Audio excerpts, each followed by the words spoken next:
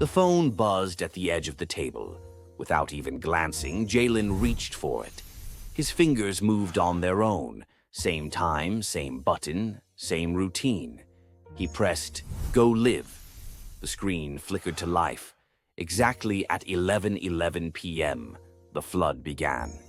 He smiled softly, the same calm, unshakable smile he always wore. "Good evening, family," he said, voice low and gentle. Leaning closer, he adjusted the camera angle with a steady, practiced touch. "I hope today was kind to you." The gifts rolled in almost instantly. Roses, cars, lions. The numbers kept climbing. 20,000 viewers, 50,000, 120,000. From the outside, everything looked perfect, peaceful, successful, completely under control. But behind the camera, Jaylen's left hand trembled. A comment shot to the top of the chat before the moderators could react. "If you're being forced to do this, blink twice." Jaylen froze. His smile stayed, but it no longer reached his eyes. The chat erupted. "What's that supposed to mean? Blink if you need help." Yo, why'd he stop talking? His breathing shifted. One blink, silence, two blinks. The live stream cut out instantly. And in that moment, everything Jaylen had been hiding for 3 long years started to unravel. If this opening already gave you chills, hit that like button now so more people can experience this story with you.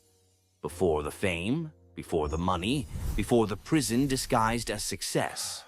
Jaylen used to be just another kid trying to survive, with nothing but a phone and a shaky internet connection.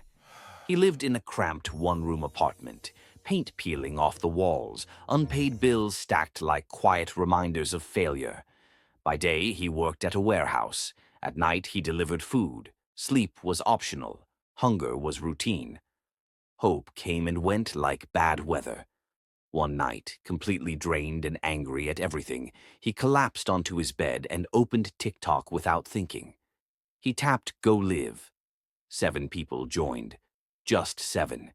He almost ended it right there, until one comment appeared. "Keep talking. You sound real." So, he did.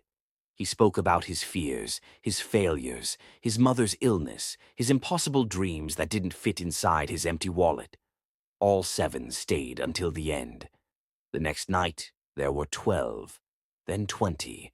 Then one night, months later, he laughed through tears while telling a story about being robbed during a delivery. Someone clipped it. By morning, it had 1 million views. By evening, 10,000 followers. A week later, 50,000. A month later, 1 million. The money followed fast. Donations, sponsors, brand deals. And Jaylen, feeling grateful, made a promise. "I'll go live every night. Every single night. No matter what." His fans adored him for it. So did someone else.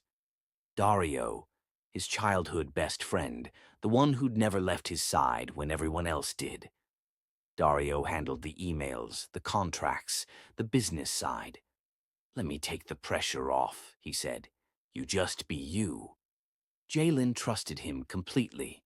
When you've starved together, trust feels natural.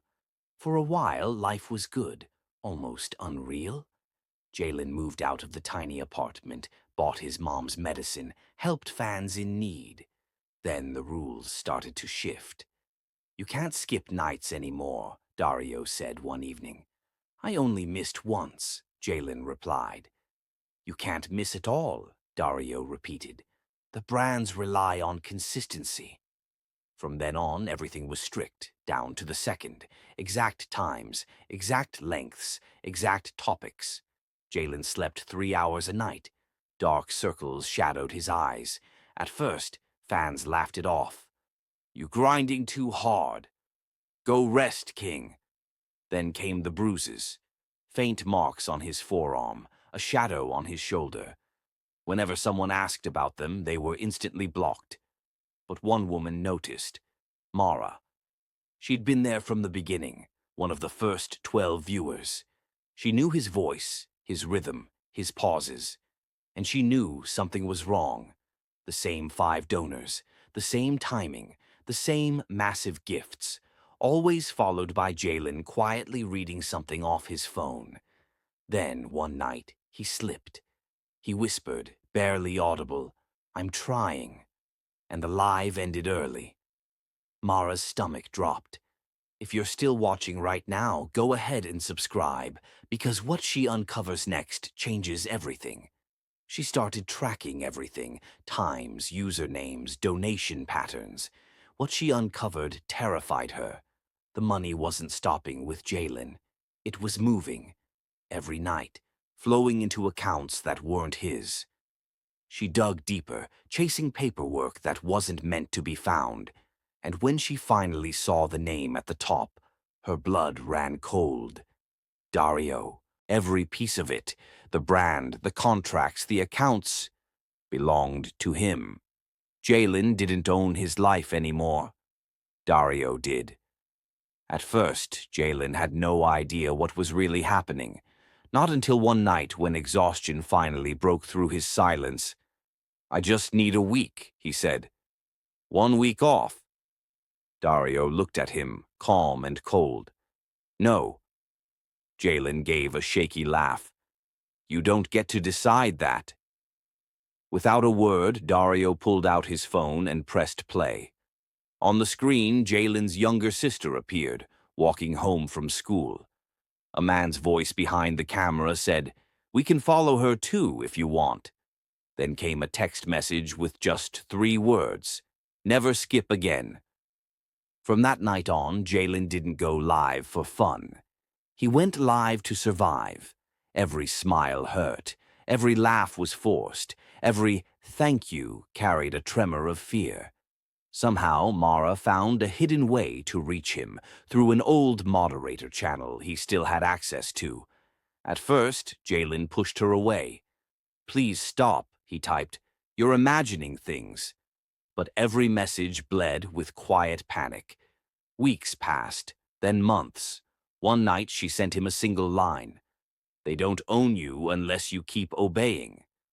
2 nights later, he finally responded: "You don't understand what they'll do." "I understand what they already are doing," she wrote back. That broke him. He told her everything: the threats, the contracts, the fear that lived behind the camera.